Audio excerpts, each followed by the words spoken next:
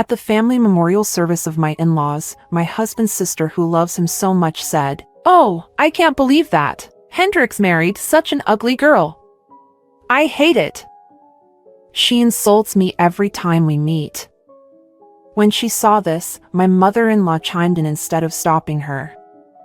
"Ha ha ha. You're a bit too honest." My grandmother-in-law, who had been silent until then, asked, "Who are you saying that to?" A surprising reprimand was delivered. "I am Azalea Turner and I'm 30 years old. I'm just an ordinary person who can be found anywhere. I'm not particularly good-looking, and I don't have any outstanding talents. After graduating from college, I joined an insurance company, leading a mediocre and uneventful employee life. I quit my job when I got married, and I'm working part-time now. I'm still living an ordinary life. My husband, Hendrix, who is 2 years younger than me, is an office worker at a regular company. We met when I was still working at the insurance company. One evening, while having drinks at a bar with some friends from my school days after work, my husband and his colleagues happened to come to the same bar. They were junior employees from the company where one of my friends worked, so we decided to drink together. I've never been shy around people, and always have a smile for everyone, so I quickly hit it off with my husband and his colleagues. My only strength is this smile and my friendly personality. I felt a similar wavelength with my husband, who was also cheerful and friendly, and our conversation was lively. I thought it would be wonderful to be in a relationship with someone like him with whom I get along so well. But I probably wouldn't even be noticed, since I'm older and chubby, let alone dating someone as fantastic as him is just a far-fetched dream, and it's absolutely impossible. Since I rarely even have a chance to talk to someone like him, I should consider it a win just to have met and had a conversation with him today. However, a few days later, I received a message from my friend. "Hendrix seems to like you." I became from his drinking buddy to his girlfriend, and we got married 3 years ago. Now we live in a rental apartment and are working hard to save money for our future home. Even after we got married, my husband remained gentle and kind, always providing laughter and creating a harmonious atmosphere. This personality seems to be something he inherited from his father, who passed away just before my husband started working. I also have a similar personality, so our married life was filled with kindness and smiles every day. Every now and then, without any particular reason, we'd mutter how lucky we were to have found each other, and we'd look at each other and say, "I'm so happy." We were truly leading a peaceful life. However, my husband's sister and mother had completely opposite personalities. According to them, they are refreshingly straightforward, but it's just that they are insensitive. They mistakenly think that saying whatever they want is being straightforward. I found these two, who had no reservations, incredibly difficult to get along with. Since my in-laws' house is about an hour's drive from our home, I usually didn't have to see them very often, which was a relief. But when we visited for family events, I couldn't avoid them. They'd make fun of my appearance and put me through some truly unpleasant experiences. At times, my husband would step in, but these two never seemed to listen to anyone. They would mock me to my face, regardless of who was around. My husband's grandmother also lives with them in my in-laws' house. She's the complete opposite of my mother-in-law and sister-in-law, extremely quiet and unsociable. Unlike them, she doesn't say anything particularly negative about me, but I couldn't tell whether she liked me or not, or what she was thinking. She just looked at me with cold eyes, so I found her difficult to handle as well. One day, I received a call from my mother-in-law telling me that my father-in-law's 7th memorial service was approaching, and I was asked to come to the family home early in the morning. As the eldest son's wife, I was always expected to go to my in-laws' house in the morning to help with the memorial service preparations. Just the thought of facing those thoughtless words from my mother-in-law and sister-in-law, as well as my grandmother-in-law's icy gaze, weighed heavily on me. My husband is considerate of me and says that he can go to the memorial service by himself, but I have no idea what they might say to me in the future if I didn't go. I don't want to make things more unpleasant than they already are, so I always go to my in-laws' house to help out. I am by no means skilled nor efficient. I'm more on the clumsy side, and I'm well aware of it. That's why I've always tried my best to help on occasions like this, to earn recognition from my in-laws. I believed that if I worked hard, they would eventually accept me and stop making hurtful comments. My husband is a peaceful person, and by nature does not like to argue or fight. He always has a pained expression on his face whenever I'm criticized, making it clear how he feels. I don't want to add to his worries, so I'm determined to be accepted as the eldest son's wife as soon as possible. When I told him that, even if they say something to me, I'll just laugh it off like I always do, so I'll be fine. While smiling, he said he loved me because I always try my best. But he also told me to make sure not to push myself too hard, and that I don't need to go through a hard time on my own. When I reassured him that I understood, he responded by promising to buy my favorite tart on his way home from work as a reward the next day while caressing my head.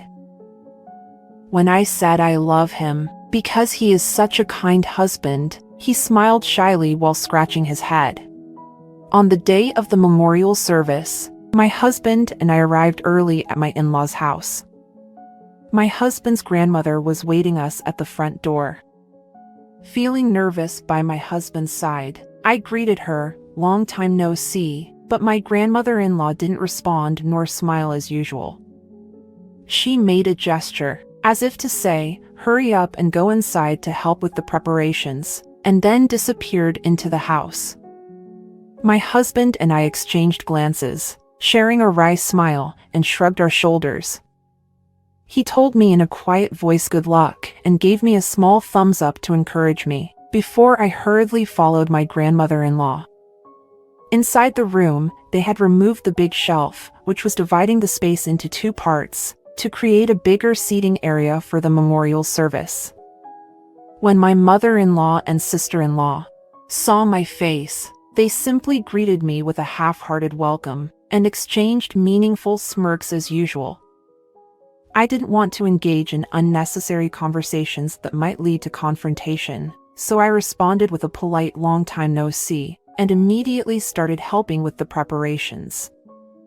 Then, my mother-in-law and sister-in-law both stopped working and said, "Shall we ask her to do the rest?" They sat down and started to relax.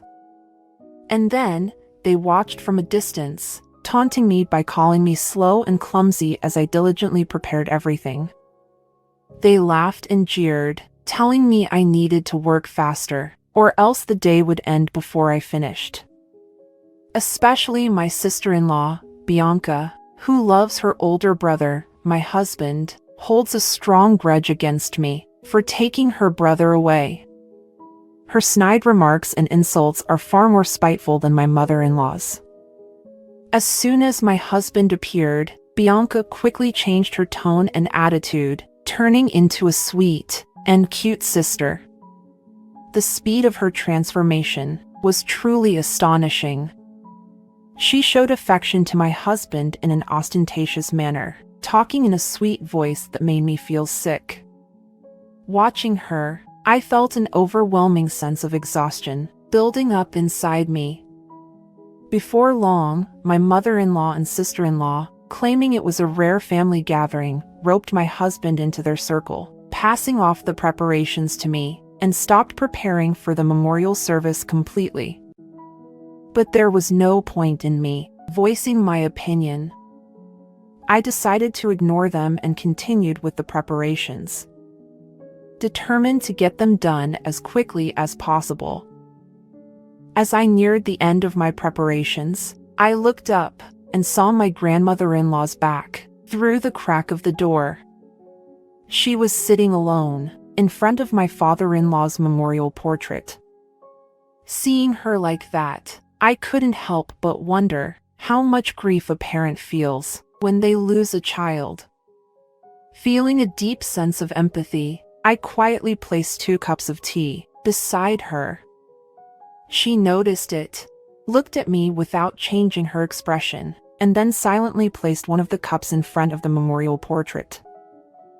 I think I understood how she was feeling. When I finished the preparations, relatives began to arrive at my in-laws' house one after the other. My husband and I stood at the entrance, welcoming each relative with greetings and expressions of gratitude. Ideally, my mother-in-law should also be greeting them, but instead, she and my sister-in-law were completely indifferent, sitting in a room different from the one for the memorial service, watching TV. I felt sorry for the concerned relatives, who wondered if they were not feeling well. I went to encourage my mother-in-law to greet the guests, but she replied that she'd see them later, so there was no need to greet them now. My husband was also appalled by his mother and sister's lack of manners and told me not to worry about them, so I decided not to say anything anymore. When the guests, who had received invitations, had nearly all arrived, and the chairs I prepared were almost filled, the priest has also arrived. My husband and I, along with my grandmother-in-law, my mother-in-law who has finally came to the room, and sister-in-law, made our way to the family seating area. My father-in-law's 7th memorial service has started. Throughout the service, my mother-in-law and sister-in-law's lack of manners became more evident. Conversations and laughter could be heard throughout the service, so much so that it garnered the attention of the relatives. I'm sure the priest also found it disturbing. I looked at my grandmother-in-law, who was sitting quietly in front of the memorial portrait earlier, wondering what she was thinking about this situation, but she remained silent with her eyes closed.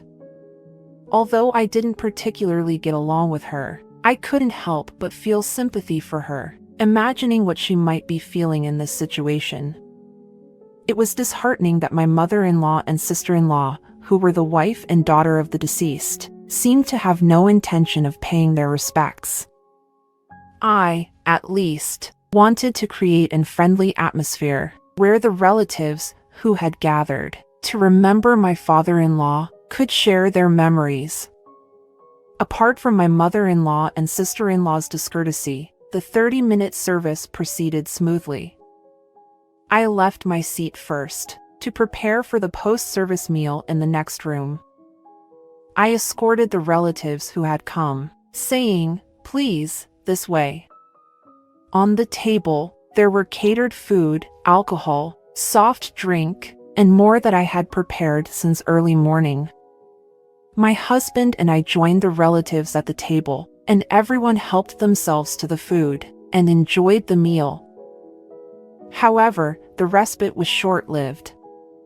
My sister-in-law, who had deliberately taken a seat next to me, began to insult me loudly as she always did. "Oh, my! I can't believe that Hendrix married such an ugly woman. I never, ever imagined this." She criticized me, claiming that my husband could have easily married a more beautiful woman, and that his ex-girlfriend from his school days was stunning. She even turned to the relatives who were there and asked for their agreement. Those who were asked were at a loss for words. It might be because of the alcohol, but she said even more malicious things this time. "I hate that. Such an ugly woman stole my brother from me." My mother-in-law, who was sitting across from me, laughed heartily and said, "Haha, Bianca, you're being a bit too honest." I couldn't help but feel emotionally affected by it. My husband, seeing me fall silent and distressed, looked at his mother and sister and shouted at them, "Enough already! What are you saying in front of everyone?" But they just shrugged it off with comments like, "Come on, we're just telling the truth." Exactly! We're not lying, are we? If you don't like what we're saying, find yourself a prettier wife. They both just laughed, saying that it was an alcohol-induced joke, and that he had no right to complain, because they were making the place lively. Some of the relatives looked at them disapprovingly, telling them not to talk nonsense at a memorial service for the deceased. My husband probably didn't want to show family disputes. That would disrupt the atmosphere, especially in front of the relatives. He whispered in my ear, "I'm sorry, don't worry about it," and ignore them. Chose not to warn them, and just ignored them. Still, they kept insulting me, and the degree of their slander increased more and more. Even I, trying to maintain a polite smile, started to find it tiresome. If I could, I would have gotten out of there and gone home. But if I left at this point, it would undoubtedly ruin the atmosphere. I told myself that I should endure a little longer. In my mind, I whispered, "Hang in there, me." Then, my grandmother-in-law, who I thought wasn't listening to the conversation since she didn't say anything until now, intervened with a calm voice. "Who are you talking to?" All the people there turned their attention to my grandmother-in-law, who was sitting next to my mother-in-law with a surprised expression on their faces. My grandmother-in-law, who is always expressionless, looked stern. I think it was the first time I heard her speak. I was sure that she was quite angry because her daughter-in-law and granddaughter were about to ruin her own son's memorial service. Everyone there may have felt that way. The room fell silent for a moment when my grandmother-in-law spoke. My husband was confused by her behavior and asked her if he was being scolded for shouting at his own parent. I shouted, "Because they've treated Azalea so terribly." When he said that, she replied, "That's not it." She turned towards my mother-in-law and sister-in-law and said, "I was talking to you." She told them that there is not a single thing that my mother-in-law and sister-in-law, who did nothing for my father-in-law's memorial service, can say. She seemed to have been watching me, who had never met my father-in-law, nor was related to him by blood, diligently preparing for his memorial service by myself.